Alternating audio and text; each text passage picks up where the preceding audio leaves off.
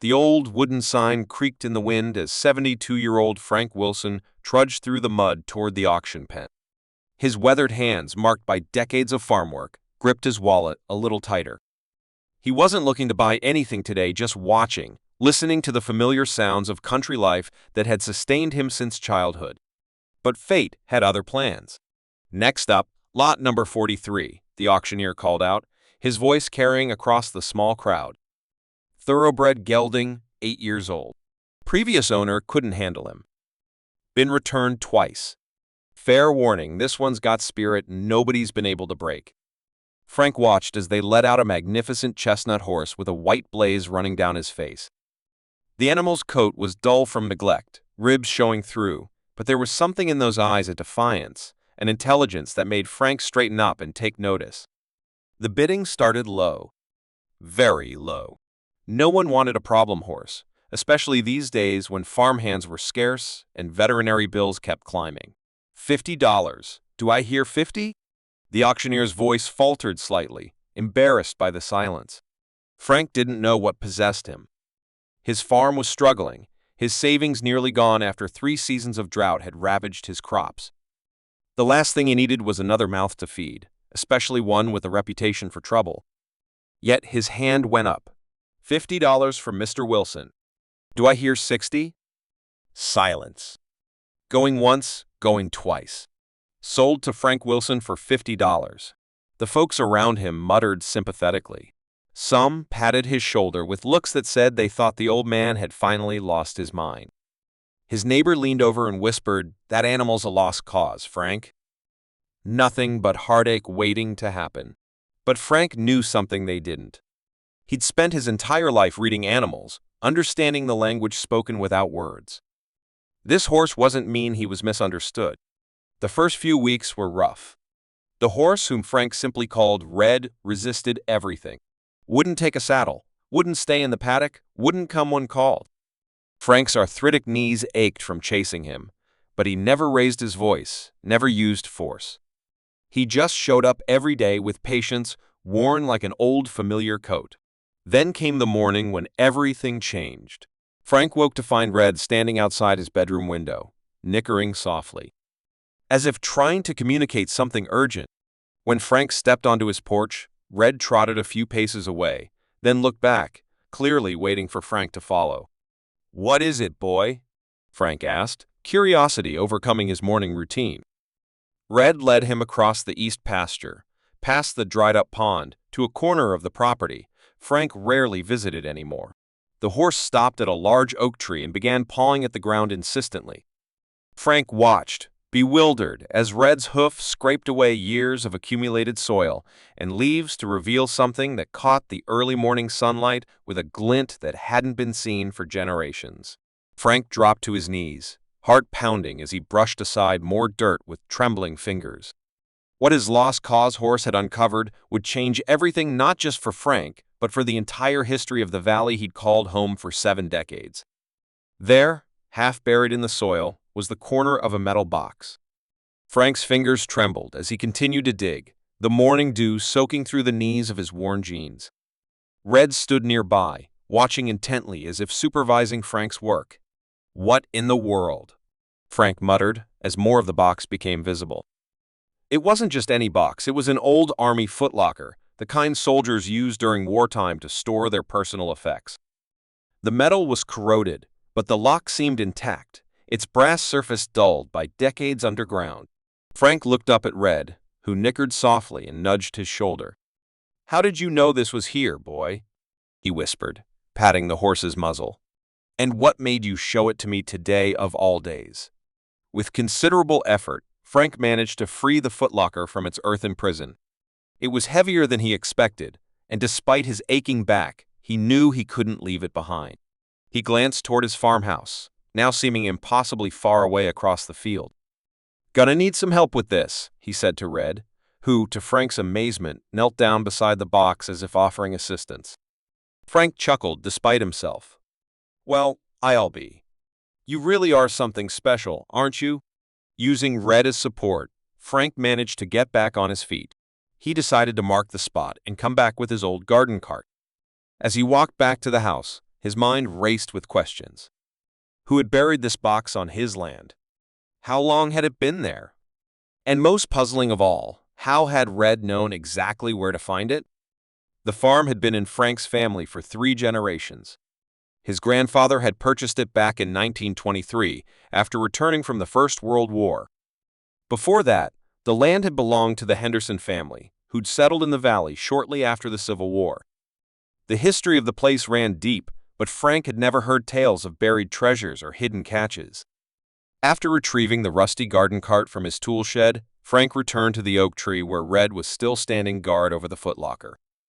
Together, they managed to load it onto the cart and began the slow journey back to the farmhouse. Frank's nearest neighbor, Tom Baker, spotted him from across the fence line and waved. "What you got there, Frank?" he called out, his curiosity piqued by the unusual sight. "Not sure yet," Frank replied, not ready to share his discovery. Tom had been trying to buy portions of Frank's land for years, insisting that the old man couldn't manage it all himself anymore. "Just something Red dug up." Tom's eyebrows shot up. "That problem horse found something worthwhile? Might be the first useful thing he's done." He laughed, but his eyes lingered on the footlocker with unmistakable interest. Back at the house, Frank set the footlocker on his kitchen table and examined the lock. It was old but sturdy. He'd need tools to open it. As he rummaged through his drawers for something that might work, he noticed a small engraving on the lid that had been obscured by dirt. He wiped it clean with a damp cloth, revealing faded initials, C.W. Frank's heart skipped a beat. C.W. Charles William Henderson. The name echoed from his childhood, from stories his grandfather had told on cold winter nights. Stories about the Henderson family patriarch who disappeared without a trace in 1879, leaving behind a grieving wife and rumors of a fortune that had never been found. As Frank reached for his toolbox, the phone rang, startling him. The caller ID showed the county assessor's office, the 3rd time they'd called this week about his overdue property taxes. Frank had been avoiding them, knowing he didn't have the money, knowing that after 150 years, the land might finally slip from his family's grasp. He looked back at the footlocker, at Red watching him through the kitchen window, and felt something he hadn't experienced in years' hope. But as he prepared to pry open the lock, he never imagined that what lay inside would put him in danger from forces far more threatening than mere financial ruin. Frank took a deep breath and worked the old lock with a flathead screwdriver and hammer. After several minutes of careful prying, the lock finally gave way with a rusty click. His hands trembled slightly as he lifted the lid, revealing the footlocker's contents at last. Inside wasn't gold coins or jewelry as he'd half expected. Instead, he found stacks of yellowed papers, maps with faded ink, a leather-bound journal, and several black and white photographs. Beneath these items lay a Confederate officer's uniform, carefully folded, with a tarnished sword resting beside it. Frank lifted one of the photographs and squinted at the image of a stern-looking man in military dress, standing proudly next to a horse that bore a striking resemblance to Red. "Well, I'll be," Frank whispered, glancing up at his window where Red still watched. The horse's eyes seemed to hold an ancient knowledge that sent a shiver down Frank's spine. The phone rang again, breaking the moment's spell. This time, Frank answered it. "Mr. Wilson? This is Diane from the county assessor's office. I'm calling about your property tax situation. I'm afraid if we don't receive payment within 7 days, we'll have to begin foreclosure proceedings." Frank's throat tightened. "I understand. I'm working on it." "Sir, you've been working on it for months now." "I'm sorry, but I'll have your money," Frank said with newfound determination. "Just give me those 7 days." After hanging up, Frank turned his attention back to the footlocker. He pulled out the journal, its leather cover cracked with age, and opened it carefully. The handwriting inside was elegant but difficult to read, the ink faded in places. It was dated 1865, right after the Civil War ended. Frank began to read, piecing together a story that had been buried for generations. Charles William Henderson had returned from the war a changed man.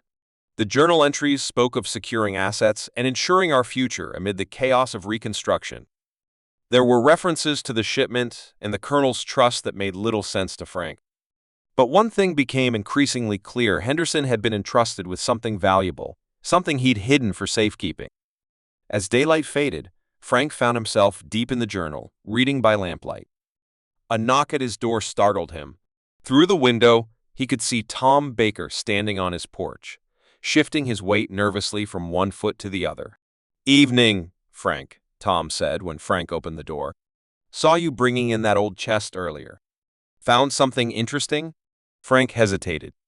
"Just some old family papers. Nothing valuable." Tom nodded, but his eyes drifted past Frank, scanning the kitchen behind him. "Well, I was thinking about our conversation last week. My offer to buy your north pasture still stands. In fact, I could go up another 5,000 if that would help with your situation." The way Tom emphasized situation made it clear he knew about Frank's tax troubles. News traveled fast in small towns. "I appreciate the offer, Tom, but I'm not selling," Frank replied firmly. Tom's friendly demeanor hardened slightly. "Frank, be reasonable. You can't manage this whole farm anymore, and we both know you're in a financial bind. Why not let me help?" "Good night, Tom," Frank said, closing the door despite Tom's protests. Back at the kitchen table, Frank returned to the journal and maps. One particular map caught his attention. It showed the county as it was in the 1860s, with Henderson's property marked clearly. But there were other markings too, symbols and notations that Frank couldn't decipher immediately. He compared it to a modern map of his farm and realized something startling: the oak tree where Red had led him was marked on Henderson's map with a small star. The next morning, Frank woke to the sound of an engine. Looking out his window, he saw a black SUV with government plates parked in his driveway. Two men in suits were approaching his front door. Before he could react, Red began making a commotion in the paddock, drawing the men's attention away from the house. Frank quickly gathered the journal and maps, stuffing them into an old backpack. Through the kitchen window, he watched as one of the men approached Red while the other spoke into a cell phone. The horse reared dramatically, keeping the strangers at bay. Frank slipped out the back door and made his way to the barn, heart pounding. Who were these men? How did they know about the footlocker? As he moved quietly through the morning shadows, he spotted something else that made his blood run cold. Tom Baker's truck was parked just down the road, and Tom was speaking with a third man in a suit. Inside the barn, Frank found his grandfather's old shotgun and loaded it with trembling hands. He wasn't planning to use it, but its weight provided some comfort as he tried to make sense of what was happening. The journal entries about the shipment suddenly seemed more significant and more dangerous. Red appeared at the barn door, nickering softly as if to urge Frank to hurry. Frank grabbed a saddle, his mind racing. He hadn't ridden in years, but he knew he needed to check something. The map had shown another marked location on the far side of his property, near the old stone wall that bordered what was once Confederate territory. As Frank secured the saddle on Red's back, a voice called from outside the barn. "Mr. Wilson? This is Agent Hargrove with the Treasury Department. We just need to ask you a few questions about an item of historical significance that may have been found on your property." Frank froze, the backpack clutched to his chest. The Treasury Department? This was about more than just old papers and a uniform. Whatever Charles William Henderson had hidden on this land all those years ago, powerful people were still looking for it, and now they were closing in from all sides. "Mr. Wilson, we know you're in there." The agent's voice grew more insistent. Frank's mind raced. He was too old for this kind of trouble, too worn down by years of hard work to be running from government agents. But something deep inside, the same instinct that had told him to bid on Red at the auction, whispered that he couldn't trust these men. "Give me a minute," Frank called, his voice steadier than he felt. He quickly tied the backpack to the saddle and pulled himself up onto Red's back with a grunt of effort. His old joints protested, but Red stood perfectly still, as if understanding the gravity of the situation. The back of the barn had a rarely used door that opened toward the woods. Frank guided Red through it, keeping low in the saddle as they entered the tree line. Behind them, he could hear the barn's main door opening, followed by shouts of surprise and frustration. "He's on horseback." "Southeast direction," a voice called out. Red needed no guidance. The horse moved with purpose through the woods, following a path that seemed familiar to him, but that Frank had never noticed before. They crossed a small stream, the cold water splashing up to Frank's boots, then climbed a steep hill that offered a view of the farm below. Frank looked back and saw the agents rushing to their vehicle. Tom was gesturing wildly, pointing toward the woods. The betrayal stung worse than Frank had expected. He'd known Tom for nearly 30 years. They'd helped each other through droughts, shared equipment during harvest, even attended each other's family funerals. "What did they offer you, Tom?" Frank muttered as Red continued moving away from the farm. They traveled for nearly an hour, deeper into the wooded hills that bordered Frank's property, until they reached the old stone wall mentioned in Henderson's journal. It stood partially collapsed, a remnant from a time when property lines were marked more substantially than with the wire fencing used today. Frank dismounted with difficulty, his legs stiff from the unaccustomed riding. He pulled the map from his backpack and studied it again.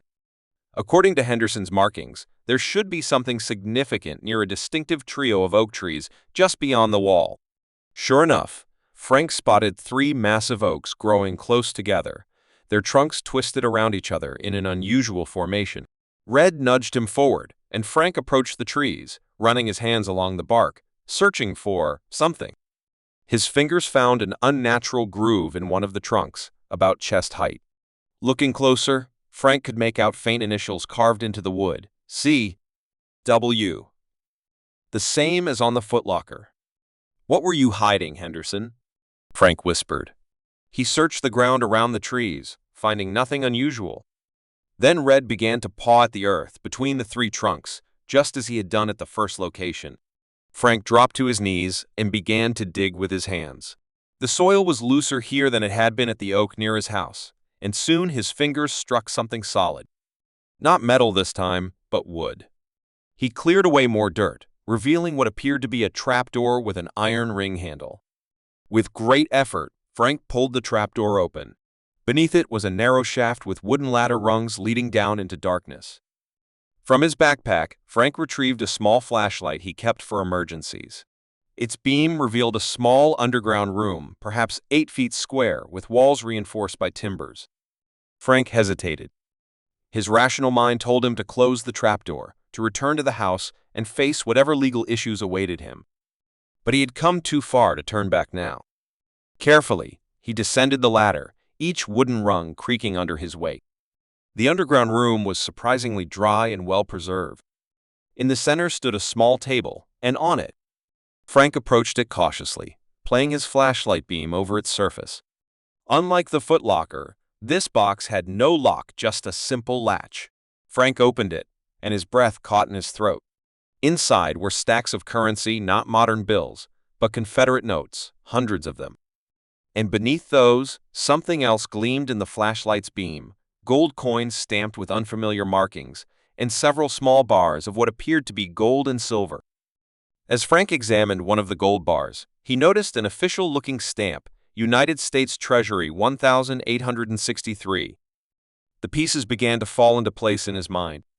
The journal entries about the shipment and the Colonel's trust suddenly made sense.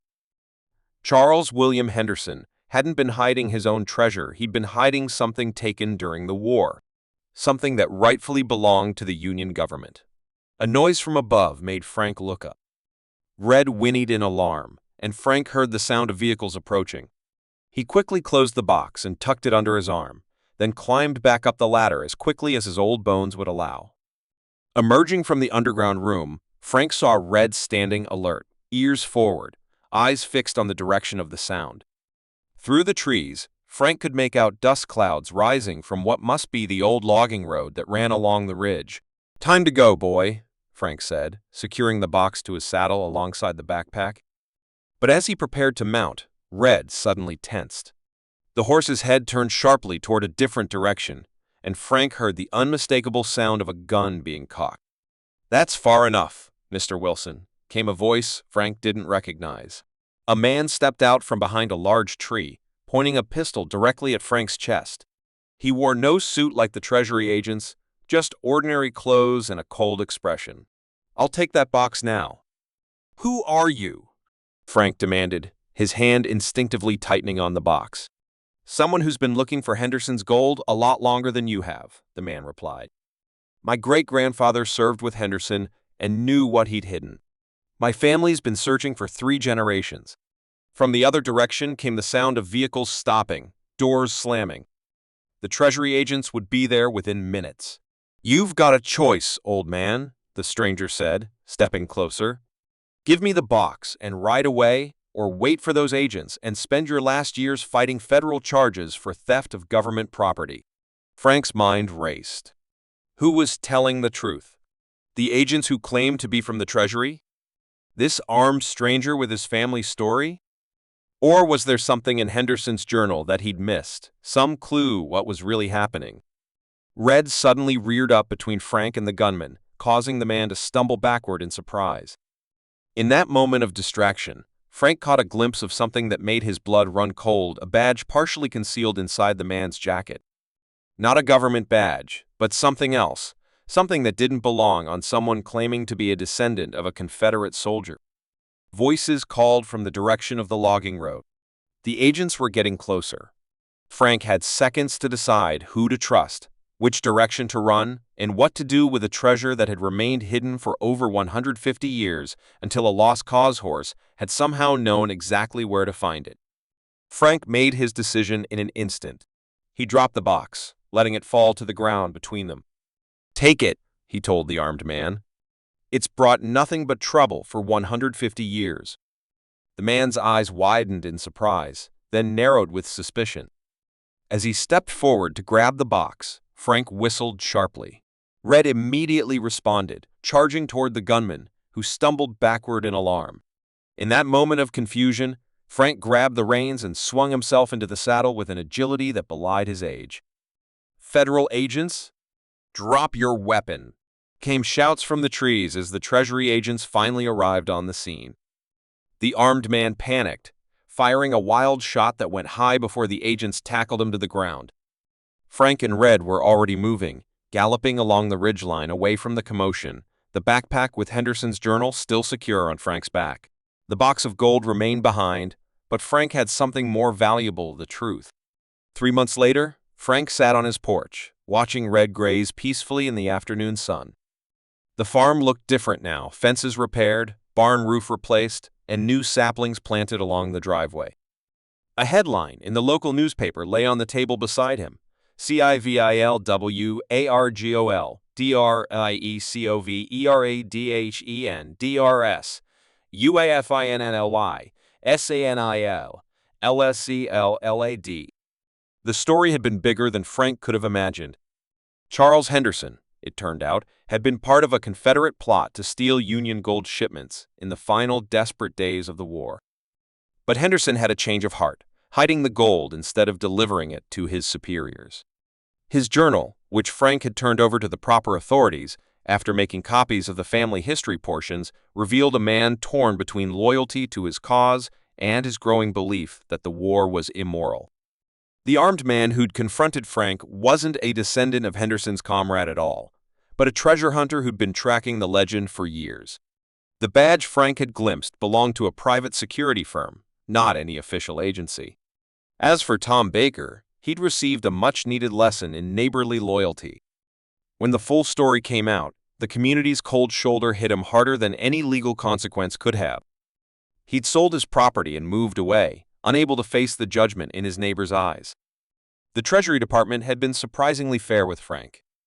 While the gold rightfully belonged to the government, they'd even sent a historian to interview him about his discovery, ensuring the Wilson farm would have its own chapter in the county's historical record.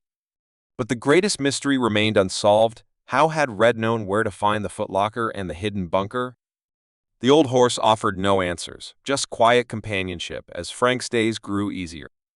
One evening, as sunset painted the sky in brilliant oranges and purples, a young woman from the Historical Society brought Frank a photograph they'd discovered in their archives. It showed Charles Henderson standing proudly beside his horse, a chestnut thoroughbred with a white blaze, identical to Red in every detail. "Some things can't be explained," Frank told her, stroking Red's muzzle as the horse rested his head on Frank's shoulder. "And some treasures aren't made of gold." Frank had come to understand that the real treasure hadn't been buried in the ground at all.